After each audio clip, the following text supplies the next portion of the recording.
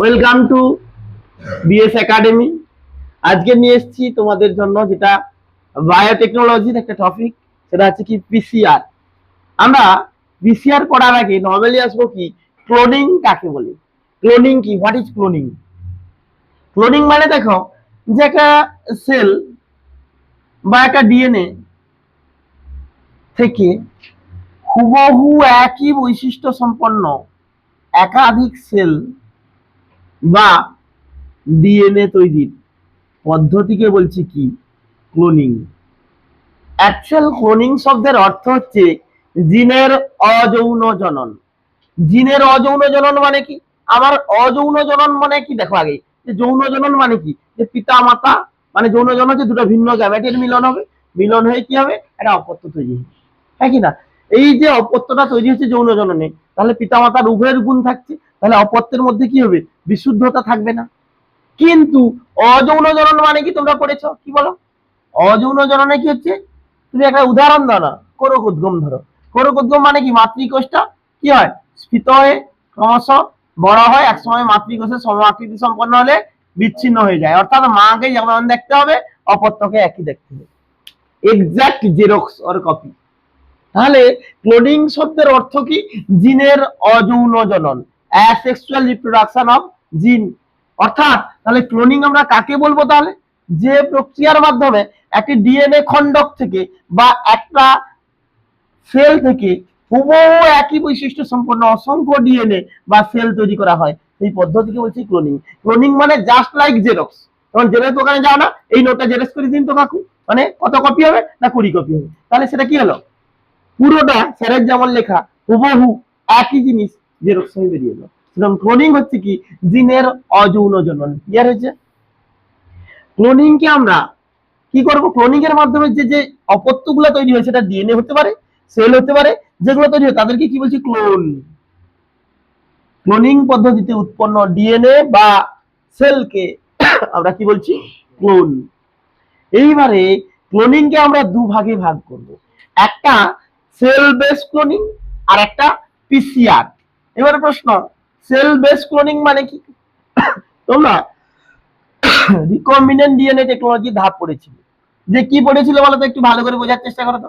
এটা ধরো একটা ডিএনএ, এই খণ্ডটাকে তোমরা রেস্ট্রিকশন এন্ডোনিউক্লিয়েজ এনজাইমের মাধ্যমে পৃথক করছো, হয়েছে?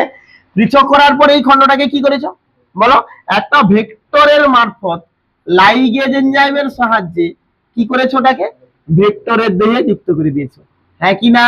দিয়ে এটা তৈরি করছো কি রিকম্বিনেন্ট ডিএনএ। এই রিকম্বিনেন্ট ডিএনএ কে তোমরা কি করেছো, পোষক হিসাবে, সেটা ইকোলাই হতে পারে বা ইস্ট হতে পারে, তার দেহে প্রবেশ করিয়েছো। তাহলে এই লজিকে আমরা কি করেছি, তাহলে পোষকের দেহে এই ডিএনএ পার্টটাকে প্রবেশ করিয়েছি। করলে কি হয় তোমরা জানো, যে পোষকের মানে ইকোলাই যদি ধরি, তার নিজস্ব ডিএনএ সংখ্যা বৃদ্ধির সঙ্গে সঙ্গে কোনটা, এই রিকম্বিনেন্ট ডিএনএটাও সংখ্যা বৃদ্ধি পাবে, অর্থাৎ অসংখ্য রিকম্বিনেন্ট ডিএনএ তৈরি হবে। তাহলে প্রশ্ন সেখান থেকে, তাহলে আমরা কাকে পৃথক করব, এই টার্গেট ডিএনএ এর পার্ট গুলোকে খুব সহজে পৃথক করতে পারবো। তাহলে এই যে ক্লোনিংটা হচ্ছে, এই ক্লোনিংকে আমরা কি বলবো, সেল বেস ক্লোনিং। কেন সেল বেস ক্লোনিং? না সেল ইজ ডিপেন্ড, মানে এই ধরনের ক্লোনিং এ সেলটা ডিপেন্ডেন্ট, মানে এই ধরনের ক্লোনিং করতে গেলে সেলের উপর নির্ভর করতে হচ্ছে, বা এই যে সংখ্যাটা বৃদ্ধি হচ্ছে টার্গেট ডিএনএ কার মধ্যে, পোষক কোষের মধ্যে, এই জন্য এই ক্লোনিং কে বলছি কি সেল বেস ক্লোনিং। বোঝা গেছে? সেল বেস ক্লোনিং মানে হচ্ছে, ক্লোনিং মানে জিনের অযৌন জনন বা একটা ডিএনএ খণ্ডক থেকে বহু একই বৈশিষ্ট্য সম্পন্ন অসংখ্য ডিএনএ খণ্ড তৈরি হবে, সেটা যদি কোষের মধ্যে হয় উইথিন সেল, তাকে বলছি কি সেল বেস ক্লোনিং। তাহলে উইথিন সেল হলে, উইথ ইন দি সেল হলে, তখন তাকে বলছি সেল বেস ক্লোনিং। বোঝা যাচ্ছে না? জানি ক্লোনিং যখন কোষের মধ্যে হবে তখন তাকে বলি সেল বেস ক্লোনিং। সেটা বোঝার জন্য আমরা একটু নর্মাল একটা ট্রিক্স ব্যবহার করলাম। এবারে বলছি কি স্যার, আজকের পড়া হচ্ছে পিসিআর। পিসিআর কি? তাহলে পিসিআর বলছে যে ক্লোনিং হবে কিসে, কোষের বাইরে যখন হবে তখন তাকে বলছি পিসিআর। আবারও বলছি, এই ক্লোনিংটা যখন কোষের বাইরে হবে, অর্থাৎ উইথাউট সেল, উইথাউট সেল, তখন তাকে বলছি কি পিসিআর। তাহলে পিসিআর কাকে বলছি বলো? যখন ক্লোনিংটা কোষের বাইরে সম্পন্ন হবে তখন তাকে বলছি পিসিআর বা পলিমারেজ চেইন রিঅ্যাকশন। হয়েছে?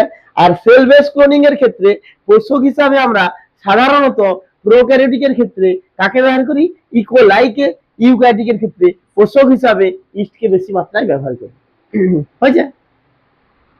এরপর আমরা চলে আসছি কি পিসিআর আবারও পড়ছি কোষের বাইরে ডিএনএ এর সংখ্যা বৃদ্ধি এই কোষের মধ্যে হবে না। যে টার্গেট ডিএনএ টা আমরা সংখ্যা বৃদ্ধি করবো তাহলে কি রকম? বলছে কোষের বাইরেও একটা প্রসেস আছে, সেই প্রসেসটাকেই বলছি পিসিআর। ক্লিয়ার? এইবারে আমরা পড়বো পিসিআর এর আবিষ্কর্তাকে, কে পিসিআর পদ্ধতিটা আবিষ্কার করছে এরকম পদ্ধতি, হ্যাঁ, ডিসকভারি। কে পিসিআর পদ্ধতি আবিষ্কার করছে? কি ক্যারি মুলিস। কে বিজ্ঞানী ক্যারি মুলিস কি করেছে? পিসিআর পদ্ধতিকে আবিষ্কার করেছে। হয়েছে? এবারে পিসিআর এর স্টেপ গুলো কি কি? পিসিআর এর নরমালি 4টা স্টেপ আছে। কি স্টেপ? একটা ফার্স্ট হচ্ছে ডিন্যাচুরেশন। ফার্স্ট কি? ফার্স্ট স্টেপটার নাম ডিন্যাচুরেশন। সেকেন্ড স্টেপ হচ্ছে কি? দেখো প্রাইমার অ্যানিলিং বা প্রাইমার সংযুক্তকরণ। থার্ড হচ্ছে ইলংগেশন, ইলংগেশন বা সম্প্রসারণ। ফোর্থ হচ্ছে অ্যাম্প্লিফিকেশন, অ্যাম্প্লিফিকেশন বা বা সংখ্যা বৃদ্ধি।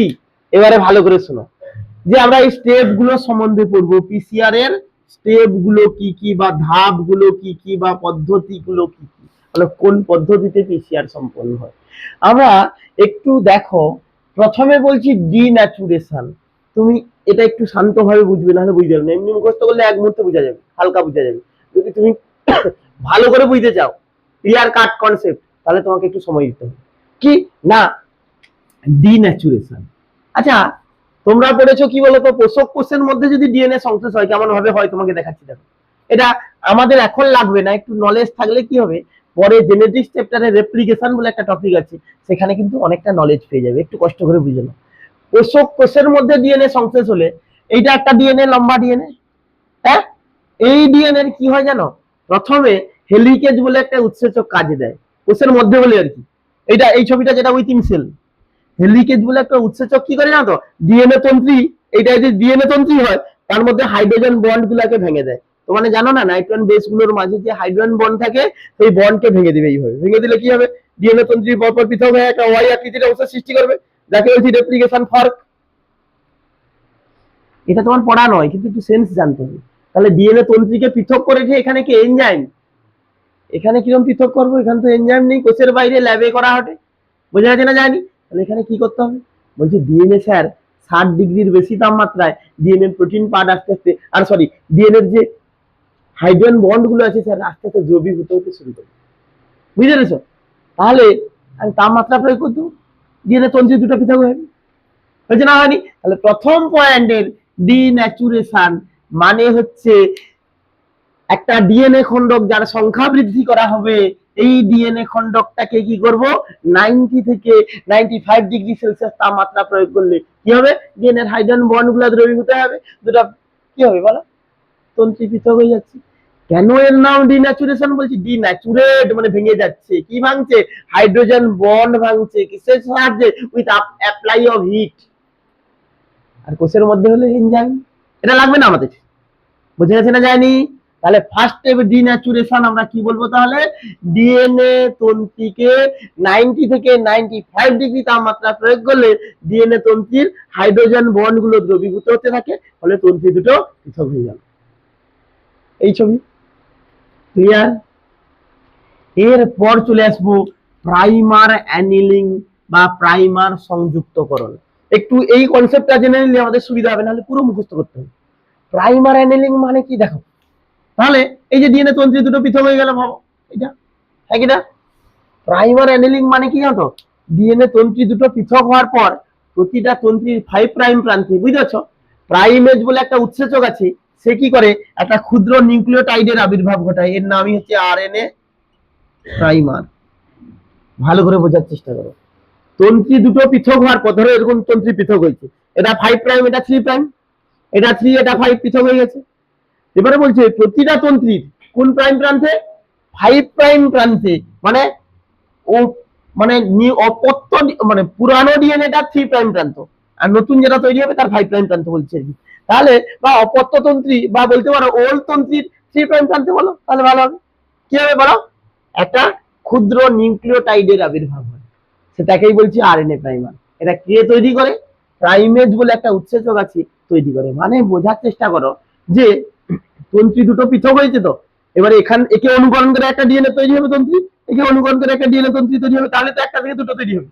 কিন্তু বলতে চাইছি কি যে প্রথমে নিউক্লিওটাইডটা জুড়বে কি? নিউক্লিওটাইড মানে বুঝতে পারো নি? Sugar, nitrogen base, phosphoric acid, একে বলছে নিউক্লিওটাইড। মানে এই যে গঠনটার মধ্যে একটা সুগার আছে, একটা নাইট্রোজেন বেস আছে, একটা ফসফরিক অ্যাসিড আছে। এই যে নাইট্রোজেন বেসটা যুক্ত হয়ে গেছে একটার সঙ্গে, আর এখানে আছে সুগার নাইট্রোজেন বেস, বুঝতে পারছো? এবারে প্রশ্ন, এই নিউক্লিওটাইডটা একটা নিউক্লিওটাইডকে জুড়ে দেয়, সেটা হচ্ছে প্রাইমেজ এনজাইম, সেটা তৈরি করে জুড়ে। ওটি তো কোনো এনজাইম নেই, তাহলে এটি কি করবো বলো? এটি প্রাইমার নিয়ে এসে তোমাকে কি করতে হবে? লাগাতে হবে। হয়েছে না হয়নি? এখানে কি বলছি, আবারও বলছি, ডিএনএ তন্ত্রী দুটো পৃথক হওয়ার পর যে কোনো একটা তন্ত্রীর 5 প্রাইম প্রান্তে, মানে বলতে চাইছি যদি ওল্ড ধরো তার 3 প্রাইম প্রান্ত, কি তৈরি হচ্ছে?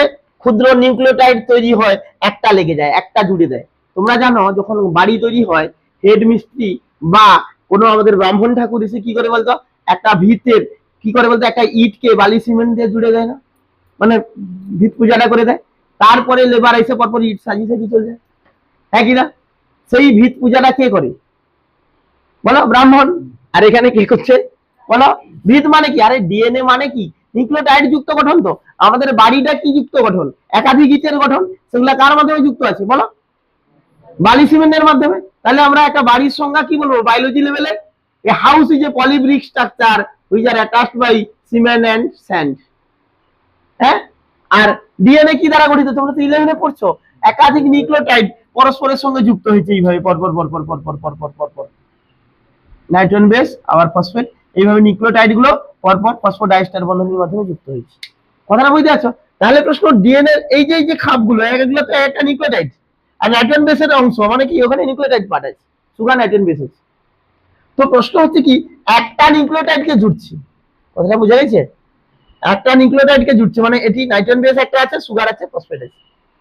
এই নিউক্লিওটাইডটা তৈরি করে কে? Primase enzyme. এটা কোষের মধ্যে হলে এই নিউক্লিওটাইডটার নাম আরএনএ প্রাইমার।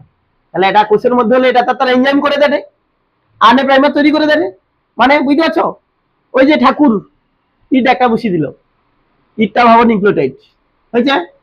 এইবারে এখানে কে করবে? তাহলে এখানে তো কোনো এনজাইম নেই কোষের বাইরে, তাহলে কি করব? ভালো করে শোনো, তাহলে আমরা কি করব গো? প্রাইমার যোগ করব। প্রাইমার মানে একাধিক নিউক্লিওটাইড আছে, কিন্তু ধরো এখানে থাইমিন আছে, ভাবো এখানে থাইমিন আছে, টি আছে, তাহলে অ্যাডেনিন যুক্ত নিউক্লিওটাইড লাগবে। হ্যাঁ, তাহলে অ্যাডেনিন যুক্ত নিউক্লিওটাইডটাকে লাগিয়ে দেবো। ওটাই আরএনএ প্রাইমার প্রথম যে আইলো, বুঝে আছে না জানি? প্রথম ঠাকুর মশাই যে ইটটা বসিয়ে দিল সেটা আরএনএ প্রাইমার, বুঝে আছে না জানি? কোথায় ইট বসাইবে, মানে কোথায় এই যে নিউক্লিওটাইডটা বসাবে? কোথায়? নতুন যে ডিএনএ তৈরি হবে তার 5 প্রাইম প্রান্ত, তাহলে ক্ষুদ্র বসিয়ে দিলাম। বোঝা যাচ্ছে না? যায়নি? তোমার ঘর হয়েছে, তার ঘর হয়েছে, ঠাকুর মশাই একটা করে বসিয়ে দিয়ে চলেছে। ক্লিয়ার? এইবারে তাহলে আরএনএ প্রাইম, তাহলে সেকেন্ড পয়েন্ট কি দেখো, প্রাইমার সংযুক্তকরণ ক্লিয়ার হয়ে গেছে। প্রাইমারটা কোথায় লাগে? নতুন ডিএনএ 3 প্রাইম, অপত্যের 5 প্রাইম। ক্লিয়ার হয়েছে? এইবার তারপর দেখো ইলংগেশন বা সম্প্রসারণ। এখানে কি হয় ইলংগেশনে? এখানে কি আছে দেখো, ইলংগেশনে এবারে পলিমারেজ এনজাইম আছে, বুঝতে পারছো? প্রাইমার যে লাগানোর পর দেখো পলিমারেজ এনজাইম কি করে জানো? নিউক্লিওটাইডকে তৈরি করে আর জুড়েই। মানে কি, তোমাকে এটাই বলতে চাইছি যে একাধিক নিউক্লিওটাইড তৈরি করাচ্ছে। এখানে ভাবো ভাবো ভাবো ভাবো ভাবো, পলিমারেজ তৈরি করছে সেলের মধ্যে, সেলের মধ্যে কি করছে? একাধিক নিউক্লিওটাইড তৈরি করা আছে, হ্যাঁ কিনা? এই নিউক্লিওটাইড গুলো দেখো এখানে আবার দেখাচ্ছি। এখানে ধরো থাইমিন আছে, আমি তোমাকে দেখাচ্ছি, ধরো অ্যাডেনিন আছে, থাইমিন আছে, গুয়ানিন আছে, সাইটোসিন আছে, অ্যাডেনিন আছে, থাইমিন আছে, মানে এইটা দেখো, এইটা বোঝা যাচ্ছে না যায়নি? নাহলে তুমি আরো ভালো করে দেখো। ধরো এটা অ্যাডেনিন, এটা গুয়ানিন, এটা থাইমিন, এটা সাইটোসিন, এটা গুয়ানিন, এটা অ্যাডেনিন, মানে এর গঠন ভাবো। এটা কালো করতে হতো, যাই হোক ভেবে নাও। হ্যাঁ, আর এটা থাইমিন ছিল, ধরো অ্যাডেনিন বসছে, বুঝছে, বসে গেছি তো। হ্যাঁ, তারপরে এইবারে কি করবে, তাহলে আরএনএ পলিমারেজ কি করবে, পুরানো ডিএনএ তো এটা তন্ত্রী সজ্জা, আরএনএ পলিমারেজ কি করবে, কি করবে, এটা ভাবো গুয়ানিন, এটা ভাবো thymine, adenine, cytosine, guanine, thymine, adenine, এইরকম নিউক্লিওটাইড যুক্ত একটা ইয়ে আছে। ওকে, পলিমারেজ এনজাইম কি করবে, এই নিউক্লিওটাইড গুলোকে তৈরি করলো, তৈরি করে বলতে এই এখানে কে আছে, অ্যাডেনিন আছে, এই থাইমিন চলে, বুঝতে পারনি, সে থাইমিন চলে চলেছে, মানে কি হলো, টি জুড়ে দিল। তারপর বলছে কি এখানে কে আছে, গুয়ানিন, সাইটোসিন, আসো, সাইটোসিনকে জুড়ে দিল। তারপর কি আছে, ধরো এখানে আছে কি থাইমিন, এই অ্যাডেনিন, দেখছো অ্যাডেনিন, তারাই কি করবে, তৈরি করবে প্লাস জুড়বে, এইভাবে জুড়ে জুড়ে চলে যাবে। তারপর হচ্ছে ধরো সাইটোসিন, গুয়ানিন, আসো, এইভাবে জুড়ে জুড়ে এগিয়ে যাবে, এটা ঘটে। কিন্তু এখানে তো কোনো এনজাইম নেই, এখানে কে জুড়বে, এখানে নিউক্লিওটাইড বা কোথায়, বন্ধু শোনো। এবারে প্রশ্ন, হ্যাঁ আর একটা তোমাদের কথা বলতে মনে নেই, প্রাইমার যখন আমরা জুড়ি না, তখন তাপমাত্রাকে একটু কমিয়ে দেবো, কারণ বেশি তাপমাত্রা নিলে ওই প্রাইমার জুড়ে দেবো, আবার কি হবে, তন্ত্রী দুটা খুলে দেবে, বুঝতে পারছো। এইবারে নেক্সট স্টেপ আমরা পড়ছি কি, ইলংগেশন। ইলংগেশনে তাহলে এভাবে ইলংগেশন মানে এটাকে কি বলছি গো, তন্ত্রীগুলা, আরে তোমার নাইট্রোজেন বেস গুলো জুড়ে জুড়ে জুড়ে, মানে নিউক্লিওটাইড গুলো জুড়ে জুড়ে জুড়ে জুড়ে এগিয়ে যাচ্ছে, আর হেলিকেজ ভেঙে ভেঙে যাচ্ছে সামনের দিকে, এগিয়ে এগিয়ে যাচ্ছে, এটা তো ইলংগেশন। ইলংগেশন মানে নতুন যে ডিএনএ তন্ত্রীটা তৈরি হচ্ছে, এইভাবে জুড়ে জুড়ে এগিয়ে যাচ্ছে, অর্থাৎ ইলংগেট করছে, অর্থাৎ দৈর্ঘ্য বৃদ্ধি হচ্ছে, এটাই তো ইলংগেশন। হেলিকেজ ভেঙে ভেঙে যাচ্ছে, আরে লাগিয়ে লাগিয়ে যাচ্ছে, ফলে কি হবে, এক সময় এটা একটা ডিএনএ, এটা একটা ডিএনএ, বুঝে যাচ্ছে না, জানি। তো প্রশ্ন, এখানে ইলংগেশন কি করে হবে, তাহলে এখানে ভাবো ইলংগেশন কি করে হবে, বলবো স্যার এখানে তো পলিমারেজ আছে, কাজ করছিল, সে নিজে আবার তৈরি করে নিউক্লিওটাইড, এখানে কি করবো স্যার, এত তাপমাত্রায় বা কোন উৎসেচক ব্যবহার করবো, আমি আলাদা করে ধরো উৎসেচক ব্যবহার করি, তার সব উৎসেচক তো ভাঙে যাবে। উৎসেচকের সাধারণত দেখা যায় যে 60 ডিগ্রি তাপমাত্রায় উৎসেচকের প্রোটিন পার্ট ভাঙতে শুরু করে, বুঝতে পারছো, যাকে বলি ডিন্যাচুরেশন। তাহলে কি করবো, কোন উৎসেচক পৃথিবীতে তো কাজ করবেন, তাহলে তার একে কোন উৎসেচক দেবো, সে জুড়ে জুড়ে যাবে। বলছে থার্মাস অ্যাকোয়াটিকাস বলে একটা ব্যাকটেরিয়া উষ্ণ প্রস্রবণে থাকে, ওই ব্যাকটেরিয়াটাকে উষ্ণ প্রস্রবণে থাকে মানে তার সংখ্যা বৃদ্ধি হয়, তাহলে ওই ব্যাকটেরিয়া যদি ওই উষ্ণ প্রস্রবণে সংখ্যা বৃদ্ধি করতে পারে, মানে নিশ্চয়ই ডিএনএ রেপ্লিকেশন ঘটে, ডিএনএ সংখ্যা বৃদ্ধি বাড়ে, তাহলে সে যদি করতে পারে, তাহলে এখানে উষ্ণ তাপমাত্রায় যদি এত তাপমাত্রায় ওই ব্যাকটেরিয়াটাকেই ব্যবহার করে, ওই ব্যাকটেরিয়ার একটা এনজাইম আছে যেটা ডিএনএ তৈরি করে, তার নাম ট্যাগ পলিমারেজ, বোঝা গেছে না যায়নি। থার্মাস অ্যাকোয়াটিকাস ব্যাকটেরিয়ার মধ্যে একটা এনজাইম আছে, সে কি করে উষ্ণ তাপমাত্রায়, মানে অত্যাধিক তাপমাত্রায় কি করে ডিএনএ সংখ্যা বৃদ্ধি করতে পারে, তারপরেই তো, নাহলে ব্যাকটেরিয়া থেকে ব্যাকটেরিয়া কি করে তৈরি হবে, জেনেটিক বস্তু কোথা থেকে উদ্ভাব হয়ে যাবে নাকি, তাহলে একটা ব্যাকটেরিয়া থেকে দুটো ব্যাকটেরিয়া হওয়া মানে আগে রেপ্লিকেশন হয়েছে, ডিএনএ থেকে ডিএনএ তৈরি হচ্ছে, বোঝা গেছে না যায়নি। তাহলে সেই থার্মাস অ্যাকোয়াটিকাসের ট্যাগ পলিমারেজকে কাজে লাগাবে, সে কিন্তু ভাঙবে না তাপমাত্রায়। বলছে স্যার কাজে লাগাইলে ঠিক আছে, আমি লেবারকে কাজে লাগাই, লেবার যে অন্য যে কাজটা করবে, মানে ইট গুলা যে বসিবে, বালি সিমেন্ট, সেটা কে দেবে, মালিক পক্ষ দিতে হবে তো, তাহলে sir tag polymerase as a labour, মানে লেবার হিসাবে কাজ করবে, ও কিন্তু তৈরি করতে পারবে না, বুঝেছ। আমাদের যেমন ডিএনএ পলিমারেজ কোষের মধ্যে তৈরি করে, আর তৈরি করতে গেলে তার ওয়েদার সেইভাবে থাকে, তো অন্যান্য এনজাইম আছে, তো এ তো তৈরি করতে পারবে না, ওখানে বাইরে নিয়ে চলে এসছি না তার দেহ থেকে, ও জুড়তে পারবে, তাহলে তোমাকে কি সাপ্লাই দিতে হবে, নিউক্লিওটাইড, হ্যাঁ কি না, ডিএনএ নিউক্লিওটাইড কে বলি ডিঅক্সিরাইবো নিউক্লিওটাইড, তাহলে কি করবো, নিউক্লিওটাইড সাপ্লাই দেবো আর ট্যাগ পলিমারেজ দিয়ে দেবো, হয়েছে।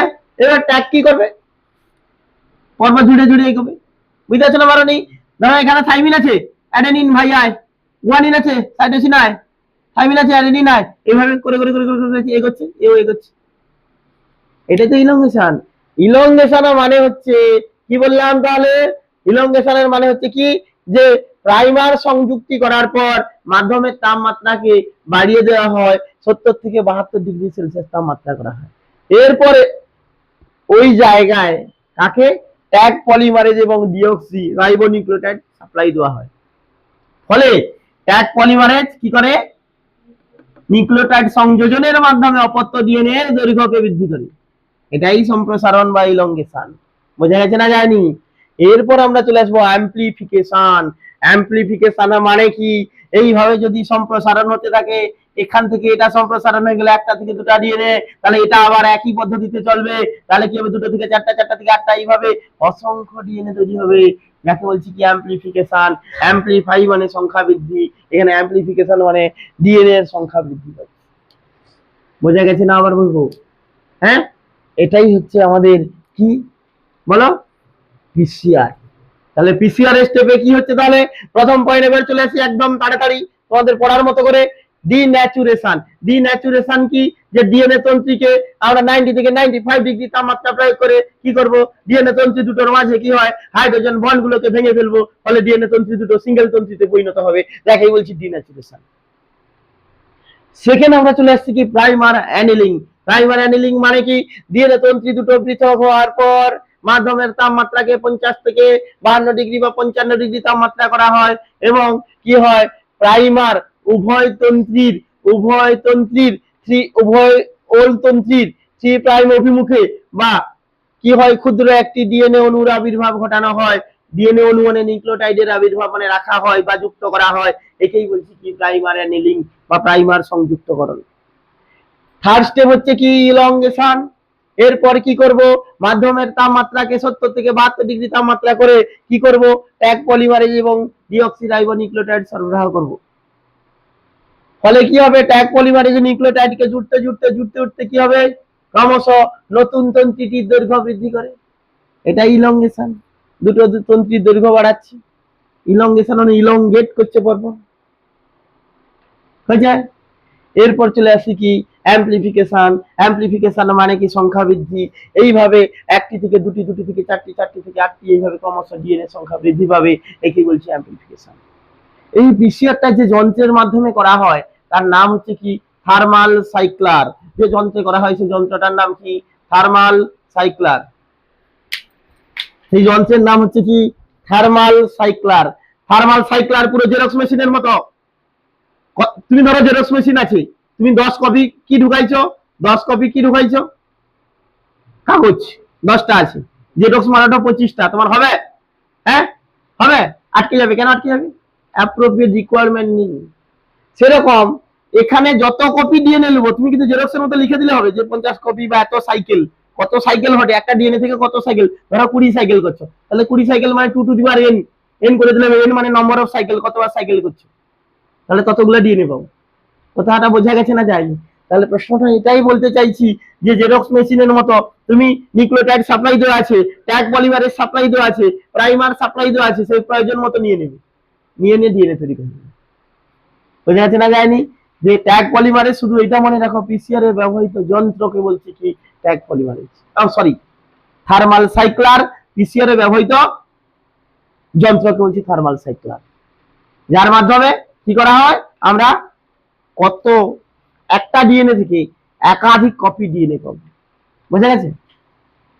এইবার আমরা যেটা দেখব সেটা কি এরপর আমরা যেটা নেক্সট পড়বো কি না পিসিআর এর আমাদের সুবিধা কি অসুবিধা কি। প্রথম চলে আসি আমরা পিসিআর এর সুবিধা। পিসিআর এর সুবিধায় যেটা আমরা পাবো এটা কিন্তু সময় কম লাগে। এটা কি লাগে কম সময় সাপেক্ষ প্রক্রিয়া। এটা একটা গুরুত্বপূর্ণ পয়েন্ট। পিসিআর এর সুবিধায় কি হচ্ছে কম সময় লাগে অর্থাৎ কম সময় সাপেক্ষ প্রক্রিয়া। এরপর আমরা চলে আসছি কি নেক্সট পয়েন্ট যেটা সেটা হচ্ছে কি দেখো তো তাহলে ফার্স্ট আমরা চলে আসছি কি পিসিআর এর অ্যাডভান্টেজ কম সময়।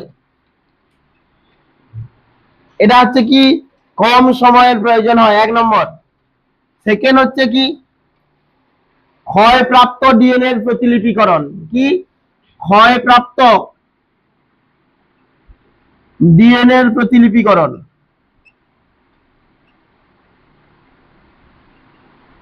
মানে কোন ডিএনএ যদি ক্ষতিগ্রস্ত ডিএনএ হয়, সেও প্রতিলিপিকরণের মাধ্যমে ডিএনএ তৈরি করে যাবে, যেটা সেল বেস ক্লোনিং পারবে না।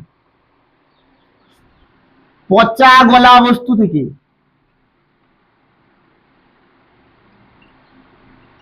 ডিএনএ এর প্রতিলিপিকরণ কেবলমাত্র পিসিআর পারে। ডিএনএ এর প্রতিলিপিকরণ।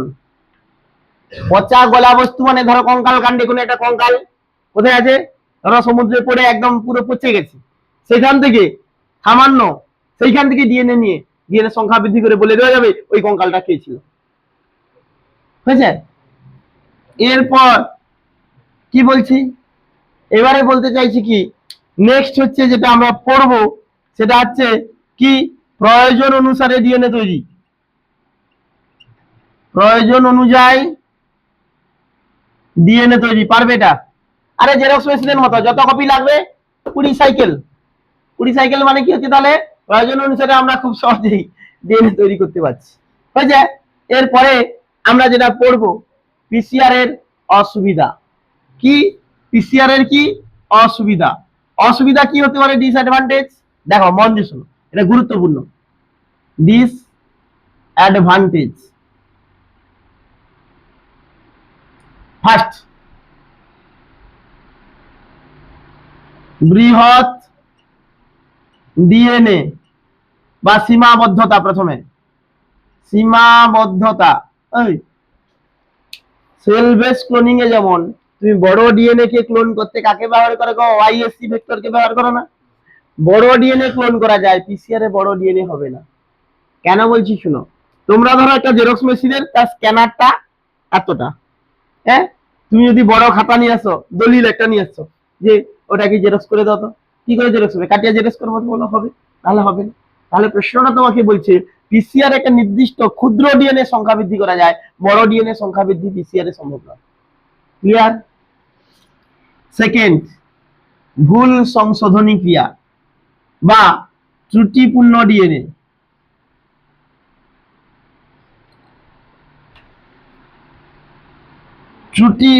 ত্রুটিপূর্ণ ডিএনএ।